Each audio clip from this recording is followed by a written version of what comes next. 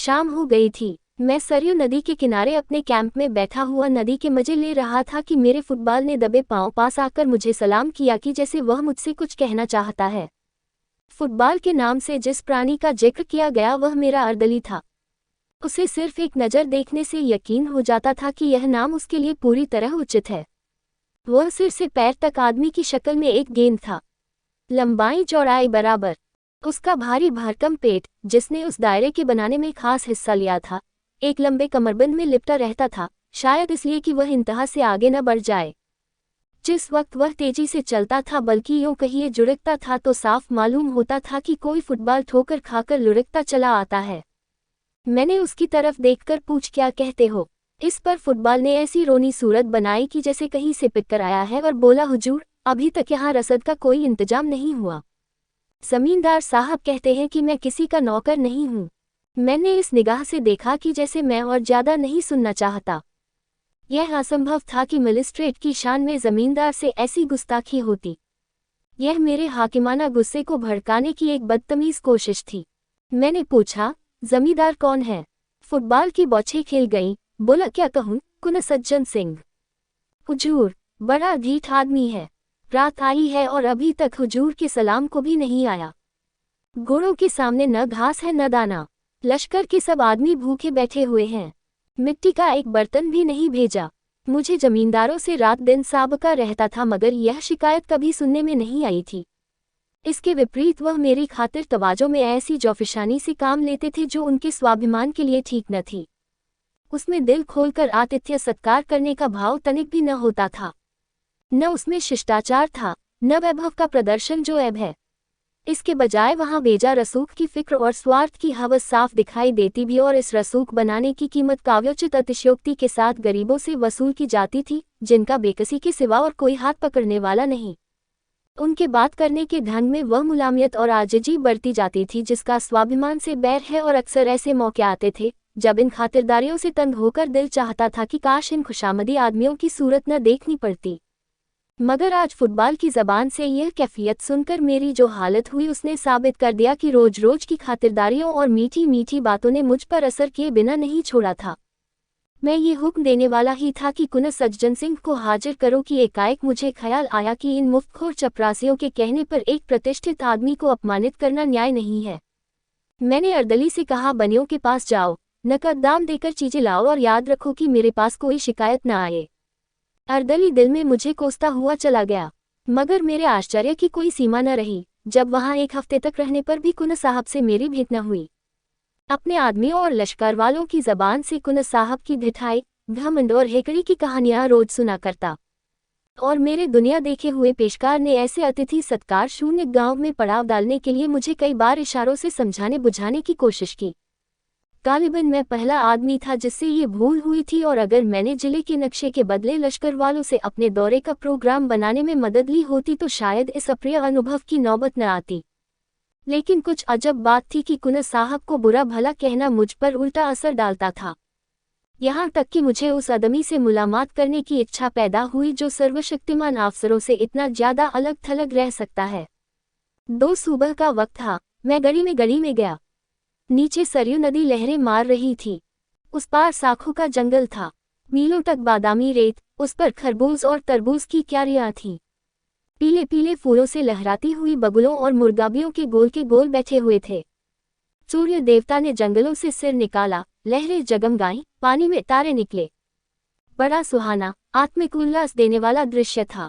मैंने खबर करवाई और कुन साहब के दीवानखाने में दाखिल हुआ। लंबा चौड़ा कमरा था, फर्श बिछा हुआ था। सामने मसनद पर एक बहुत लंबा तरंगा आदमी बैठा था।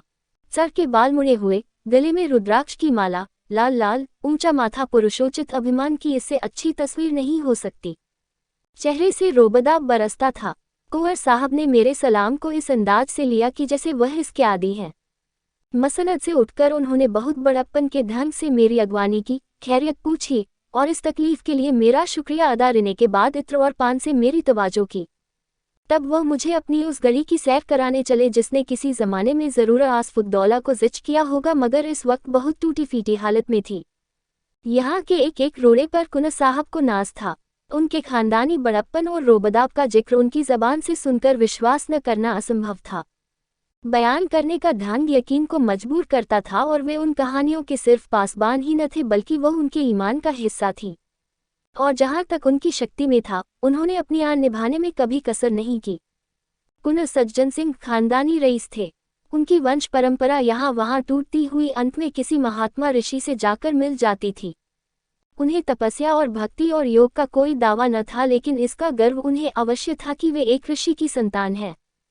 पुरखों के जंगली कारनामे भी उनके लिए गर्व का कुछ कम कारण न थे। इतिहास में उनका कहीं जिक्र न हो, मगर खानदानी भाट ने उन्हें अमर बनाने में कोई कसर न रखी थी, और अगर शब्दों में कुछ ताकत है तो ये गढ़ी रोहतास या कालिंजर के किलों से आगे बढ़ी हुई थी। कम से कम प्राचीनता और बर्बादी के बाम लक्षणों में तो उसकी मिसाल मुश्किल से मिल सकती थी, क्योंकि पुराने जमाने में चाहे उसने मुहासरों और सुरंगों को हैच समझा हो, लेकिन वक्त वह चींटियों और दीमकों के हमलों का भी सामना न कर सकती थी। कुंवर सज्जन सिंह से मेरी भेंट बहुत संक्षिप्त थी, लेकिन इस दिलचस्प आदमी ने मुझे हमेशा के लिए अपना भक्त बना लिया। बड़ा समझदार, मामले को समझने वाला, दूरदर्शी आदमी था। आखिर मुझे उसका बिन पैसों का गुलाम बनना था। 3 बरसात में सरयू नदी इस जोर शोर से चढ़ी कि हजारों गांव बर्बाद हो गए। बड़े बड़े तनावर दरख्त तिनकों की तरह बहते चले जाते थे। चारपायों पर सोते हुए बच्चे, औरतें, खूंटों पर बंधे हुए गाय और बैल उसकी गरजती हुई लहरों में समा गए। खेतों में नाच चलती थी। शहर में उड़ती हुई खबरें पहुंची। सहायता के प्रस्ताव पास हुए। सैकड़ों ने सहानुभूति और शौक के अर्जेंट तार जेल के बड़े साहब की सेवा में भेजे। टाउन हॉल में कौमी हमदर्दी की पुरशोर सदाएं उठी और उस हंगामे में बाढ़ पीड़ितों की दर्द भरी पुकारें दब गईं। सरकार के कानों में फरियाद पहुंची। एक जांच कमीशन तैयार किया गया। जमींदारों को हुक्म हुआ कि वे कमीशन के सामने अपने नुकसानों को विस्तार से बताएं और उसके सबूत दें। शिवरामपुर के महाराजा साहब को इस कमीशन का सभापति बनाया गया। जमींदारों में रेल पेल शुरू हुई। नसीब जागे। नुकसान के तखमीन का फैसला करने में काव्य बुद्धि से काम लेना पड़ा। सुबह से शाम तक कमीशन के सामने एक जमघट रहता। ऑनरेबल महाराजा साहब को सांस लेने की फुर्सत न थी। दलील और शहादत का काम बात बनाने और खुशामद से लिया जाता था।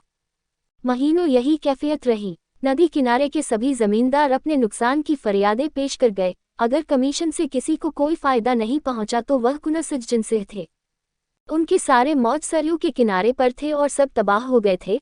गली की दीवारें भी उसके हमलों से न बच सकी थी, मगर उनकी जबान ने खुशामद करना सीखा ही न था और यहाँ उसके बगैर रसाई मुश्किल थी। चुनांचे वह कमीशन के सामने न आ सके। मियाद खत्म होने पर कमीशन ने रिपोर्ट पेश की। बाढ़ में डूबे हुए इलाकों में लगान की आम माफी हो गई। रिपोर्ट के मुताबिक सिर्फ सज्जन सिंह वह भाग्यशाली जमींदार थे जिनका कोई नुकसान नहीं हुआ था। कुंवर साहब ने रिपोर्ट सुनी, मगर माथे पर बल न आया। उनके आसामी गली के सहन में जमा थे। ये हुक्म सुना तो रोने धोने लगे। तब कुंवर साहब उठे और बुलंद आवाजों में बोले, मेरे इलाके में भी माफी है, एक कौड़ी लगान न लिया जाए। मैंने ये वाकया सुना और खुद ब खुद मेरी आंखों से आंसू टपक पड़े। बेशक ये वह आदमी है जो हुकूमत और अख्तियार के तूफान में जड़ से उखड़ जाए मगर झुकेगा नहीं। वह दिन भी याद रहेगा जब अयोध्या में हमारे जादू सा करने वाले कवि शंकर को राष्ट्र की ओर से बधाई देने के लिए शानदार जलसा हुआ। हमारा गौरव, हमारा जोशीला शंकर यूरोप और अमेरिका पर अपने काव्य का जादू करके वापस आया था। अपने कमालों पर घमंड करने वाले यूरोप ने उसकी पूजा की थी। उसकी भावनाओं ने ब्राउनिंग और शैली के प्रेमियों को भी अपनी वफा का पाबंद न रहने दिया। उसकी जीवन सुधा से यूरोप के प्यासे जी उठे। सारे सभ्य संसार ने उसकी कल्पना की उड़ान के आगे सिर झुका दिए। उसने भारत को यूरोप की निगाहों में अगर ज्यादा नहीं तो यूनान और रोम के पहलू में बिठा दिया था। जब तक वह यूरोप में रहा, दैनिक अखबारों के पत्रे उसकी चर्चा से भरे रहते थे। यूनिवर्सिटियों और विद्वानों की सभाओं ने उस पर उपाधियों की मूसलाधार वर्षा कर दी। सम्मान का वह पदक जो यूरोप वालों का प्यारा सपना और जिंदा आरजू है, वह पदक हमारे जिंदादिल शंकर के सीने पर शोभा दे रहा था और उसकी वापसी के बाद उन्हीं राष्ट्रीय भावनाओं के प्रति श्रद्धा प्रकट करने के लिए हिंदुस्तान के दिल और दिमाग अयोध्या में जमा थे। इसी अयोध्या की गोद में श्री रामचंद्र खेलते थे और यही उन्होंने वाल्मीकि की जादू भरी लेखनी की प्रशंसा की थी।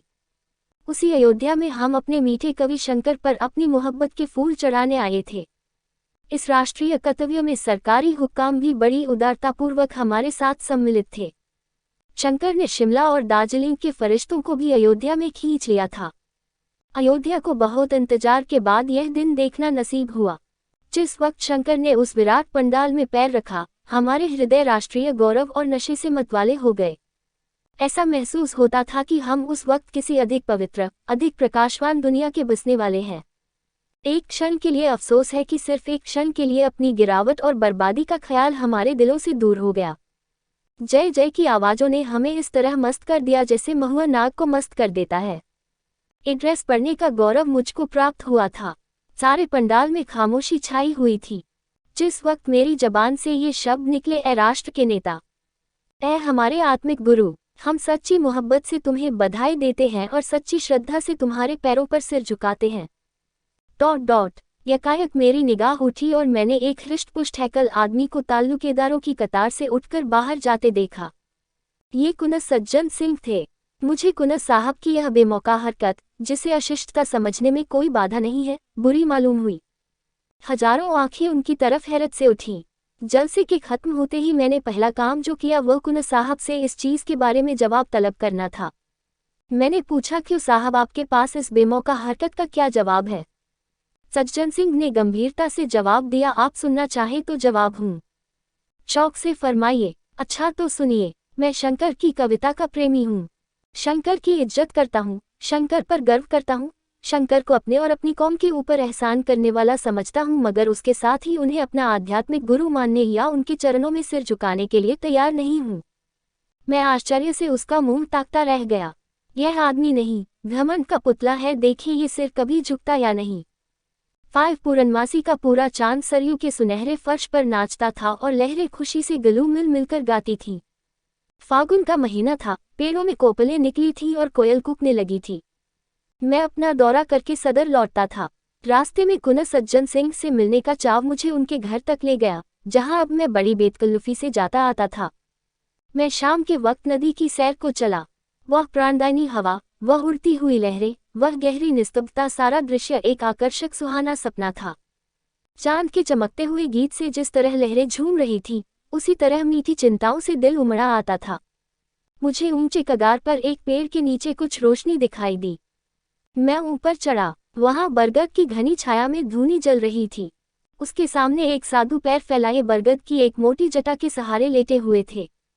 उनका चमकता हुआ चेहरा आग की चमक को लजाता था। नीले तालाब में कमल खिला हुआ था। उनके पैरों के पास एक दूसरा आदमी बैठा हुआ था। उसकी पीठ मेरी तरफ थी। वह उस साधु के पैरों पर अपना सिर रखे हुए था, पैरों को चूमता था और आंखों से लगता था।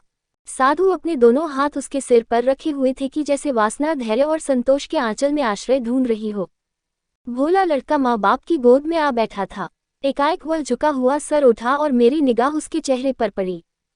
मुझे सकता सा हो गया, ये कुनस सज्जन सिंह थे। वह सर जो झुकना न जानता था, इस वक्त जमीन छू रहा था। वह माथा जो एक ऊंचे मनसबदार के सामने न झुका, जो एक प्रतानी वैभवशाली महाराज के सामने न झुका, जो एक बड़े देशप्रेमी कवि और दार्शनिक के सामने न झुका, इस वक्त एक साधु के कदमों पर गिरा हुआ था। घमंड, वैराग्य के सामने सिर झुकाए खड़ा था। मेरे दिल में इस दृश्य से भक्ति का एक आवेग पैदा हुआ। आंखों के सामने से एक पर्दा सा हटा और कुनस सज्जन सिंह का आत्मिक स्तर दिखाई दिया। मैं कुनस साहब की तरफ से लिपट गया और बोला, मेरे दोस्त, मैं आज तक तुम्हारी आत्मा के बड़प्पन से बिल्कुल बेखबर था। आज तुमने मेरे हृदय पर उसको अंकित कर दिया कि वैभव और प्रताप, कमाल और शोहरत यह सब घटिया चीजें हैं, भौतिक चीजें हैं। वासनाओं में लिपटे हुए लोग इस योग्य नहीं कि हम उनके सामने भक्ति से सिर झुकाएं। वैराग्य और परमात्मा से दिल लगाना ही वे महान गुण हैं जिनकी ड्योरी पर बड़े बड़े वैभवशाली और प्रतापी लोगों के सिर भी झुक जाते हैं। यही वह ताकत है जो वैभव और प्रताप को, घमंड की शराब के मतवालों को और जड़ाव मुकुट को अपने पैरों पर गिरा सकती है। ऐ तपस्या के एकांत में बैठने वाली आत्माओं, तुम धन्य हो कि घमंड के पुतले भी पैरों की धूल को माथे पर चढ़ाते हैं। कुनस सज्जन सिंह ने मुझे छाती से लगाकर कहा, मिस्टर वागले, आज आपने मुझे सच्चे गर्व का रूप दिखा दिया और मैं कह सकता हूँ कि सच्चा गर्व सच्ची प्रार्थना से कम नहीं। विश्वास मानिए, मुझे इस वक्त ऐसा मालूम होता है कि गर्व में भी आत्मिकता को पाया जा सकता है। आज मेरे सिर में गर्व का जो नशा है, वह कभी नहीं था।